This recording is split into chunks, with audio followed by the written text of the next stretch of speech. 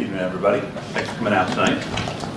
So I was putting this slide deck together. I couldn't decide if I should use a Yankees or a Mets pitcher. So if you're a Mets fan, I'm sorry. If you're a Yankees fan, there you go. I'm no parts baseball fan, so I have no idea who that is. I can tell he's a pitcher, but that's about it. And the talk is pitch better because I don't want anybody to worry about being perfect. There's no such thing as being pitch perfect when it comes to a sales process. So that's why it's just pitch better. And you know, as I was communicating with Steve about coming up here tonight and the opportunity to present to you folks and share some ideas that I originally shared with the WordCamp Baltimore, I was really excited. He said, yes, we could definitely make that happen. Let's schedule it. We've got it all scheduled. And then a couple of weeks ago when he sent out the note to me that the meetup was all scheduled and it was live and I would need to go to the meetup page and go ahead and register myself because I needed to be on the list so I could get into the building, I had a couple of deadlines that day, so I didn't get to it for a few more hours. And by the time I got to it, I saw there were something like 50 or 60 people RSVP'd and were coming. I'm like, woohoo, that's awesome. Why do they all want to learn about this? And then I realized, you're not here for this. So, I'm the boring opening act. Sorry about that. I'll try to entertain you nonetheless. Let me find out a little bit about you folks. So, who here runs their own business or is a freelancer? Excellent. Presumably all of you then have responsibility for bringing in new work, pitching pros, writing proposals, that kind of thing, right? And who here might work for somebody else, maybe an agency, maybe an organization, a business, who also has responsibility for the sales process? Okay, we got one here, a couple in the back there. You're not sure? You're thinking about it? Maybe? Do the bosses know? Do they agree? There's a little uncertainty. All right, well, okay. Just a little bit about myself. I started freelancing in 2001, and then by about 2005, I was able to go pretty much part-time. And then in 2006, I went completely full-time for myself. In 2009, I hired my first employee. I also moved back to the US, and my employee was in the UK. And then since 2009, I've always had one employee. Not the same employee, a couple different ones. So I'm always responsible for the pitching and the proposing process for my business, and I've been doing it for about 15, 16 years now.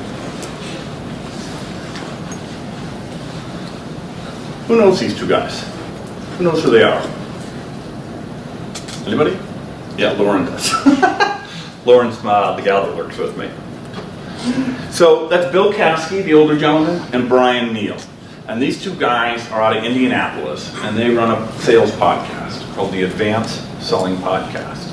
And it is, by their admission, I've not looked it up independently, the longest running sales-focused podcast in the history of the internet. And I first came across it in 2012 or 2013 when, as a web designer, I had a sales coach for a client. And it turned out to be one of my best clients ever. Really nice guy, hugely beneficial to my own sales process. And I probably got more out of the business relationship than he did, and I think we made him a nice website anyway. But these two guys are very, very successful sales consultants. And they work with all sorts of really big global names. And the point of bringing them up is really to kind of explain where I'm coming from. And their whole sales process begins not with a great sales product, or not with a great pitch document, or not with a great proposal, but rather it's right inside our own head. And they call it the mental game. And I didn't quite believe it when I first listened to the podcast a few times, but after listening to it and starting to put into practice some of the things that I'm about to tell you about, some of the things that they told me about via the podcast, I've really begun to embrace that and to make it my own. And I really now believe that if we can get our mindset to a place of strength, and I'll talk about that in a little bit, that will position us to be much more effective in our sales process. So what am I talking about? They really have two key pillars. And one is a mindset of abundance and a mindset of detachment. So they're two independent things, but they're very much related. What do I mean by a mindset of abundance? What What do they mean? What do I mean? I'm going to say what do I mean, because I've embraced it, I've taken it in. If you think about the services that you provide through your business, and if you then think about all the people and companies and organizations in the world that can use your services, presumably everybody in the room has something to do with building WordPress websites or with the internet, right? So whether or not you're a developer, or you're a designer, or you're a copywriter, or you're a marketing consultant, or you're a business owner, if you're working to provide web-related services, think about the sheer number of people that could use your services. And so when a mindset of abundance comes in is, what if they all wanted to hire you tomorrow? What would that look like? Anybody? What would that feel like? You're nodding your head back there. What would that be like? It would be overwhelming. Right. It'd be cool for about 20 minutes until your email inbox had like 87,000 emails, and that website form, tell us about your project, just melted down with everybody trying to get it. So the mindset of abundance then is realizing that the work is out there. For what we do, the services that we provide in this current market, in this state of the world, of our kind of life of technology, there's tons and tons of work. We might not be finding it. We might not be positioning ourselves right now to get it. We might not be marketing ourselves correctly, but the work is there. And so if we can refine our marketing and our sales process, we can get the work. It's not that the work doesn't exist. We're not trying to weave cotton with old-fashioned looms where there's just not that much work for old-fashioned looms weaving cotton. So if we can have that mindset of abundance, it takes some of the stress off saying, I can't find the work, because we know the work's there. We just have to be a little bit smarter, a little bit more efficient about going to find it. Again, mindset. And then the mindset of detachment. It's really about making sure that we remain emotionally detached from that prospective project when it comes across our desk or via email. So we get that project submission form that comes in, and we instantly think, ooh, there's a car payment, or ooh, there's the summer vacation, or there's the debt, right? We start thinking about that money. And that's not necessarily a bad thing. That's why we're in business, right? We need to make money. We have mortgages or rents to pay. We have mouths to feed at home. But if we focus primarily on the money, if we become too attached to that project, it leaves us in a weaker state to evaluate whether or not it's actually a good fit for us. It might be too big of a project for what we're trying to do. Or if we don't know the business owner on the other end or a primary contact on the other end, it might be a terrible project because the project management is 8 times what we would want because this person can't organize themselves out of a shoebox, much less to run a web project from a client side. So it's maintaining a detachment so that we can safely, effectively, and efficiently evaluate that project as it comes across our desk. So that when we're getting to proposal stage, we're not sending proposals, we're not writing proposals, we're not taking the time to put those together when we should. When we don't even really want the project or need the project or should take the project in the first place. Does that make sense? It can be very hard to remain detached when we're in a dry spell of work, when projects aren't coming, or if we're just getting started and we don't have that steady stream of referrals and other clients coming back to us saying, thanks for the website, now can you add this, now can you add that. But at that difficult time, it's all the more important to maintain that detachment. Because a good project is a good project, regardless of whether or not we need the money. Now I'm not saying that we shouldn't shift and take projects if we need the money, don't get me wrong. But we have to make sure that we evaluate it from a position of a detachment. Let's say, for example, we want $5,000 typically for a typical bit of work, whatever that might be. And we're not getting a lot of work now, so now we're thinking, well, 4 would be okay. But it should be okay if we're going to take 4.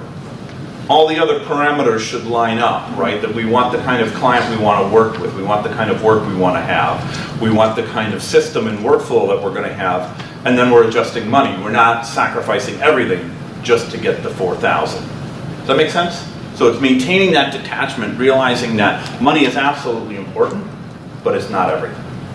And it can't be everything. If it becomes everything, then we're not going to be happy running our businesses and doing our jobs.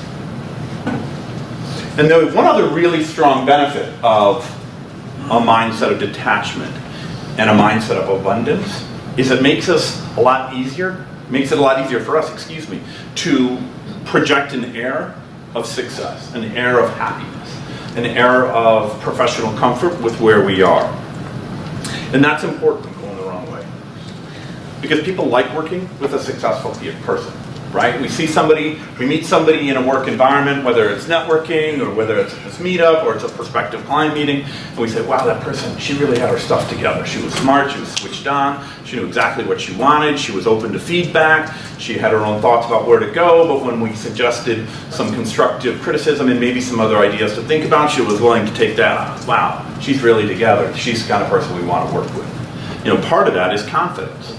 And if we're really stressed about work, that's going to reflect in our confidence, and that's going to reflect in our ability to convince that prospective client that we're the right person, we're the right company for the job. Keep going the wrong way. If that's not an image of success, I don't know what it is. When you're racing the fastest people in the world, and you still have time to turn to the camera and give them a little smile right before you win.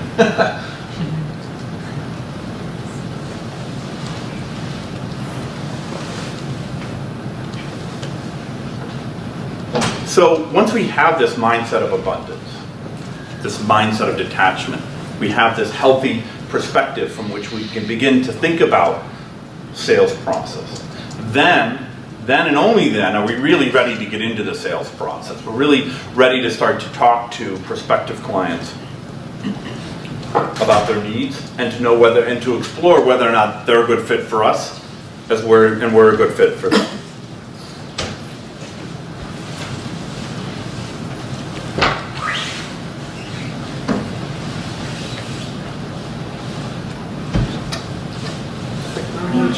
Giving me grief today. Okay. There we go. There we go. So all prospective projects need to start with communication. That's not an echo, that's just a headphone setup. That would have been really cool if I had done that beforehand. But in order to have a successful sales process, in order to win a project, in an efficient and effective way, we have to communicate, and we have to have open, candid conversations with our prospective clients. We really need to know what their needs are, and really know what their needs are, not just what we think we heard them say quickly, or what we read in a 3-sentence email that they sent to us on Friday afternoon when they were rushing to get something off their desk and onto ours. We need to know how they want it, when they want it, and we also need to know if we're the right ones to deliver that for them. Because it can be a really interesting project and absolutely a terrible fit for us. And we've all taken those projects on, I imagine, right? It sounds so cool. And then we get into it and we get a little further into it, and then all of a sudden we're, oh, this sucks. I don't like this. This is not good. I'm out of my depth, or this is not where I want to be. So we really need to communicate with those clients. And the more we communicate up front, the easier the pitch process, the sales process, the writing the proposals becomes. It becomes easier for a number of different reasons. The biggest reason is we're managing everybody's expectations along the way. The mindset of abundance, the mindset of detachment, manages our expectations as we go through the process. And our communication, open and candid communication, and I'll talk a little bit more about that in a second, with a prospective client will manage their expectations. So we're all moving forward together to make a decision as to whether or not this is a good fit for everybody.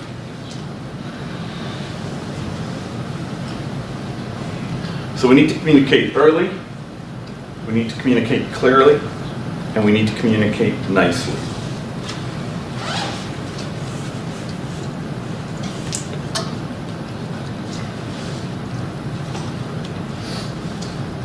Have a look at that. Take a second just to read it. Would anybody agree with that? Seeing a couple heads nod. So how do we reduce this lack of knowledge, right? Because we're sitting down with the proposal, we got off the phone, we had a really quick call or a quick email with somebody, and we start to write it up, and we're thinking, what do we need to do? How much work do we need to do? What kind of custom post types do we need to add in? How much content do we need to migrate over? What kind of image prep work do we need to do? Do we need to consider branding? What are we doing in all of this? And we start to write the proposal, and we say, oh crap, I have no idea. I should have asked, I don't know. I'll just kind of guess. I don't want to go back and say, it looks like I don't know what I'm doing because I didn't ask in the first place. So we get ourselves into this bind of not knowing what to put in the proposal. And if we had a bulleted list of exactly what the needs are, then the proposal in some sense would almost write itself. Because we know what our hourly rate is, we know how long it takes to do this task, another task, or some other aspect of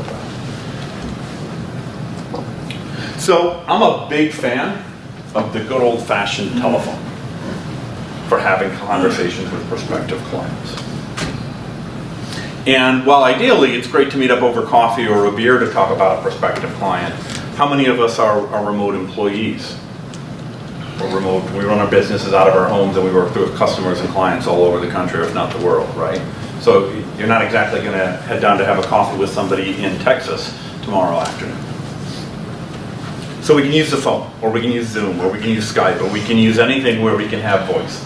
Admittedly, sometimes an initial call with video is a little odd, but we can do voice. And why do we do that? Is for a number of different reasons. I think the biggest reason is it personalizes it more. It allows us to create a connection with that prospective client. And it also allows us to assess them and to get a feel for who they are that we can't necessarily get from an email. An email won't give us tone, so we can misread their email. Voice, it's harder to do that. So in the span of a short phone call, 30 minutes, 15 minutes, I'm sorry, maybe 30 or 60 if it's a potentially bigger project, we can connect with that person, we can evaluate them, we can evaluate their business, we can evaluate the project. We can learn about their pain, their professional pain, what problem do they need us to solve. We can talk about their business history or their organizational history. We can talk about their vision, their needs, their goals, their strengths, their weaknesses, and more. We can definitely discover what problems they might have or what kind of headaches it might cause us. You know, if we're on the phone for the person and they keep putting their hand over, say, hang on a second, and they shout at somebody in the office and they do it 3 or 4 times in a 15-minute phone call, that may not be somebody who's organized enough for us to want to work with them. Or if we're talking to them and they're sharing all sorts of ideas about what they want and it's 1999 technology on the internet, and that's really what they want, and we keep saying, well, we don't really do it that way anymore. That's not an effective way. Have you talked to any of your customers, the people who might come to your website to try to give you business? And, oh, no, we don't. We've been at this long enough. We know what we're doing. Well, that kind of thing isn't going to come out in a short email, but it's definitely going to come out in a phone call. We can learn about things that we would want to emphasize in our pitch documents.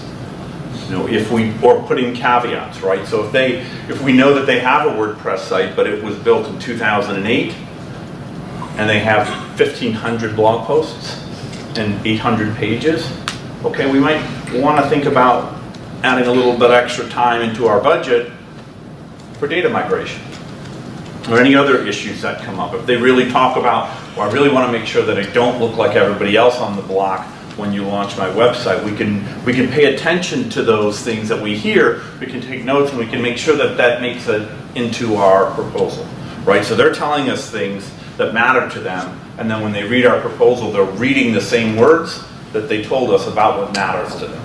So we're proving to them that we're listening, we're paying attention to their business needs, and we're increasing the likelihood that they're going to be convinced that we're the right ones.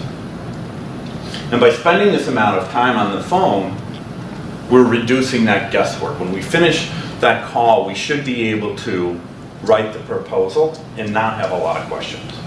It depends on the scope and size of the project, but by and large, we should be able to write our proposal on the back of that call. 15 minutes if it's a small project, 30 or an hour if it's a bigger project.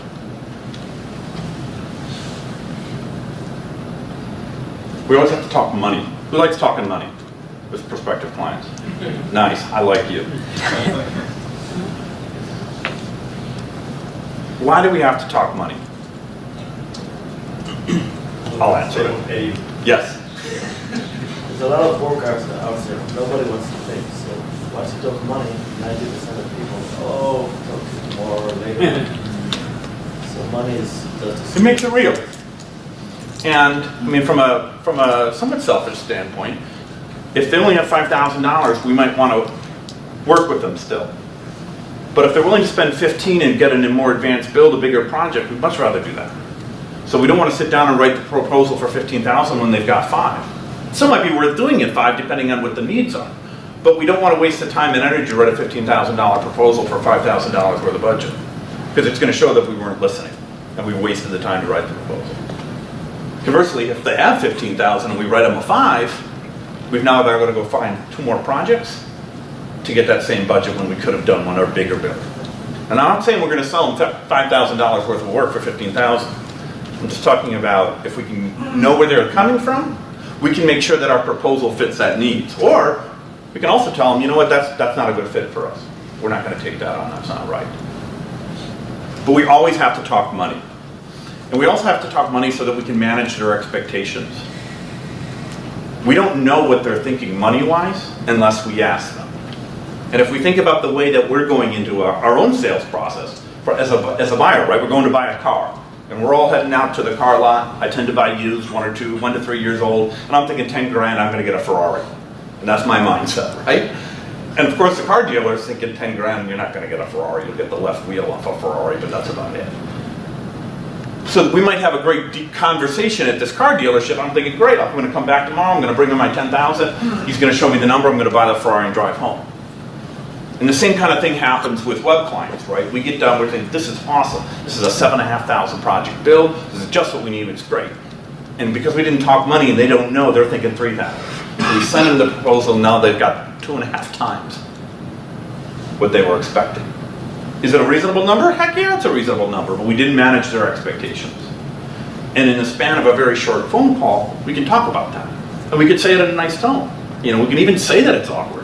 Hey, this is kind of where it gets awkward for both of us because we have to talk money.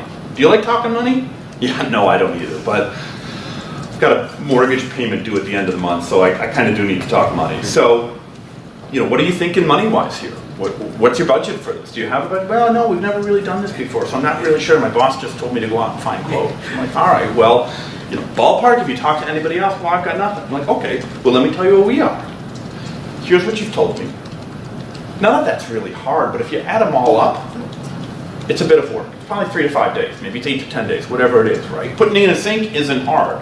Well, I mean, for me, it's impossible, but you know, it's a couple hours, you undo this, you undo that, you undo that, you bring in the new stuff, you connect this, and you connect that. But it'll take them all day, right?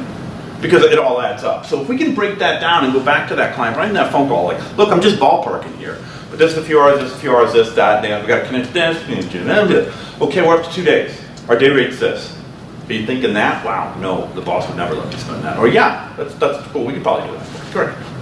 So is that the final number? No, but we've managed their expectations. They know where the number's going to land-ish. We can go up or down 10, 15% without any sticker shock. And that way when they see the proposal, the number confirms what we've already told them. Versus them thinking 3 and we come with 7.5. Does that make sense? Have anybody ever run into issues of sticker shock where they call you back and say, what the heck was that? And then you find, what up? Yeah. So we always have to talk time.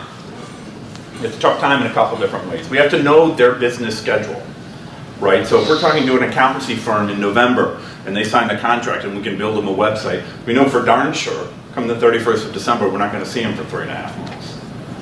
So we're going to want to make sure that either we front end our workflow so we get everything out of them up front, or we add a heck of a lot of project management time because we're going to be on the phone chasing them all the time because they're going to be busy getting everyone's taxes done.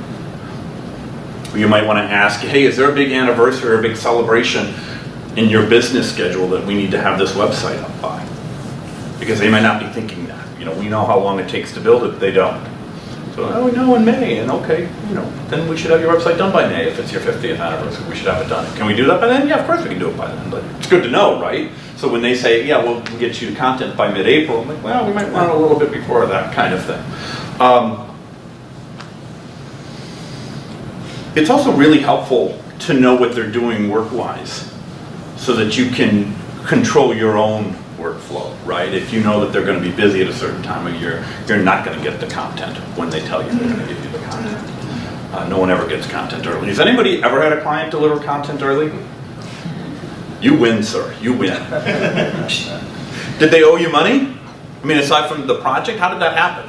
I'd like to hear that story at some point. It happens once in a while if you do enough projects. All right. It's a numbers game. Some of them are like, here, let's go, yeah. All right. So we have to talk time. And we also have to let them know what our time is going to be. If we're busy, we got to let them know, right? Because we don't want to be the developer or the designer or the agency that emails at 5:02 and says, oh, by the way, we're not going to get to your site today. It can't go live, right? We have to let them know. Again, it's about managing everybody's expectations. They all say they want it tomorrow. I'd like it to be live by the end of the month. Yes, I know that, but you're a landscaping firm and you want to take pictures and there's no flowers. And you've already said you want to show flowers. So you've got to wait for them to bloom. We're not going to launch your website this month. So just being realistic and having candid conversations around timetables, again, so we're managing expectations.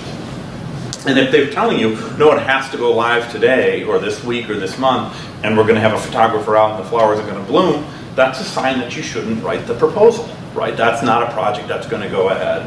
Don't waste your time on the proposal. I'm going to pick up the pace a little bit here. I think I'm probably running a little bit long. So we talked a little bit about this. Is don't let the first time your clients see numbers, don't let that be in the proposal. They've got to hear about it, whether in an email, via ballpark, or over a phone call. They've got to hear it up front so that you're managing expectations. Also, since you don't waste their time. The more time we spend talking, absolutely the less time we will spend writing proposals. Because we know exactly what they want, we know what their caveats are, we know what their buzzwords are, we know what really matters to them. We can put those into our proposals and we can write them more succinctly and more quickly. So, getting into a little bit of meat and bones here. Corn and tofu, if that's more where you're at. What do I need in my proposal? Quick list. We need our story. What is our company? What makes us different? What's our differentiator? It doesn't need to be necessarily pages and pages of our story. But again, we're trying to convince the prospective client why we're the right solution. So this story should back up who we were on the phone, but be consistent who we were in person. Obviously, we need all our deliverables and milestones. We have to detail our costs, and not the website, $5,000. Break it down. Let them know what they're paying for. I think we've all had that where we've tried to bring in another consultant, and we said, hey, can you help us with this? He said, yeah, that'll be $8,000. Okay, that seems reasonable-ish. How did you get to that number? Well, because that's what we think it will cost. Okay, great. How did you get to that cost? Well, we thought about it. Okay, can you walk me through like the number of hours or the amount of work, or where did you get that number? Is that the money you need for the deck? Where does that $8,000 come from? And so the more that we can break that down, the less pushback we're going to get from our clients, because they're going to see 2 hours for this, 4 hours for that, 8 hours for this, 8 hours for the other thing, and it just makes it a lot more transparent than just whacking a big number in there. We might get to 8,000 or whatever the number is, but we're getting to it in a transparent way. We absolutely need our production timetables. A little bit of a workflow description is very helpful. So again, managing your expectations. We will do X by the time you do Y, and we will meet at Z, and then if there's hiccups, this is what will happen, kind of thing. Mention additional and ongoing costs, even if they're third-party costs. Web hosting, domain name registration, photography, whatever. Even if we're not going to bill it, if we're not going to set it up, flag it up that these are real costs. Because again, it lends to that transparency and that professional knowledge. 5 minutes, all right, I'll move quick. So we got to reference our terms and conditions. I've got 3 proposal formats, and here they are. So the short version of this story is that prior to about 2012, 2013, it used to take me about 12 hours to put together our big full proposals for what we would be charging our higher end projects, which for us is 15, 20, 25,000. And it was just taking a ridiculous amount of time to put together a proposal. And mostly just because I was doing it from scratch every time, which is a terrible way, right? We reuse code, we reuse Photoshop files, we reuse all these other things. Why don't we reuse our business language? So I have 3. And now what used to take me 12 hours takes me about 2. And I don't write anywhere near as many because my filtering process, my conversation, means I only write proposals that I'm almost guaranteed to get. Not every proposal, but almost. So this one is very detailed, goes on a lot. It's a bigger project for us. Put a lot of WordPress functionality in there just so if they have questions they can read about it. It's all kind of default template. The project and the scope is all very specific to that immediate project, but our process, the details of WordPress functionality is general. Spelling out deliverables and costs, obviously. It's a longer proposal, just not that numbers are exactly what matters, but just to give you an understanding about where it's at. And we only use it for bigger projects. This is one that we write more and more, where we have a client that says, hey, we don't want a custom WordPress theme, but we want to buy like maybe a StudioPress theme, and we want you to customize this, that, and the other thing. So it's still worth it. There's still a few days of work in there, but it's not the full on. So we put this together, and it's really just a lot lighter. It takes about an hour to put together, a lot of copy and paste in terms of find and replace in terms of client names. And again, it's still, we get into deliverables and cost, we cut the time down, the size down, and we use only really for small to medium. And then our last one is just the one-page estimate. And we really just do this in Harvest, and it's typically like, hey, can you add this plugin for us? Yeah, it'll cost it, it's an hour, or maybe it's a bigger plugin, it's 4 hours or whatever it is. I have used it on one of our biggest projects. We're building a custom theme for a waste management firm out of the UK. I ended up spending about 2 hours on the phone with the guy. And at the end, he's like, yeah, that's fine, project approved. I'm like, okay, well, I'm still going to send you a quote, just so that, you know, at the end of it, you don't think 2,000 and I don't think 20,000. So we all know what the number are, what we agreed. But I figured it was a good thing, because I'd spent 2 hours on the phone, I didn't have to write a proposal, I sent a one-page estimate website. I think it was, I don't remember what it was, 12,000 pounds, 15,000 pounds. It was kind of fun just to write WordPress website, 15,000 pounds, whatever it was. So that's it. And the trick to all of this, aside from getting your templates together, mindful of time, is ask the client what they need. Hey, we've had a great conversation. Thanks so much. I'm really excited about this. Clearly, you're going to want some kind of numbers here. We've got to have some paper on this just to keep everybody happy. What do you want? What do you need? Are you busy? You swamped? Because I can just get you a one-pager if it's just numbers that you need.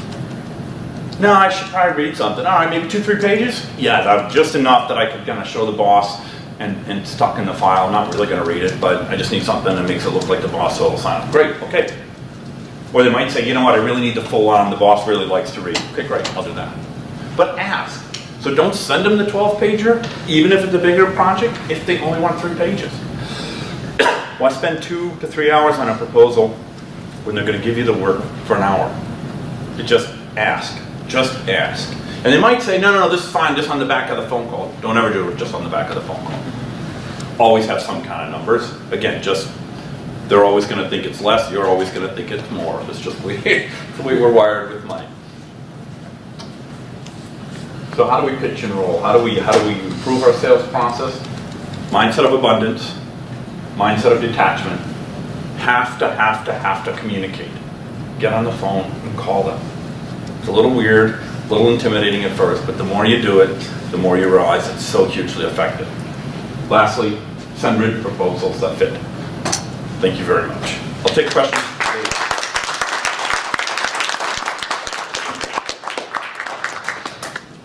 We have time for a couple of questions.